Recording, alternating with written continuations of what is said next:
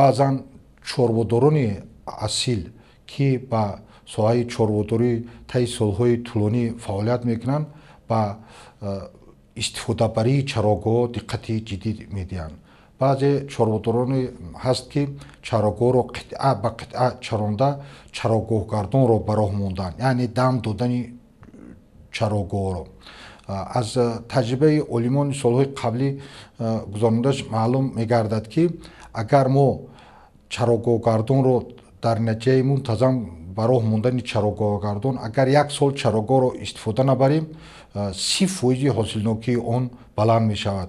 агар мо 2 сол чарогоҳро дам диҳем, 150% ин чарогоҳ ҳосилнокии он зиёд мегардад.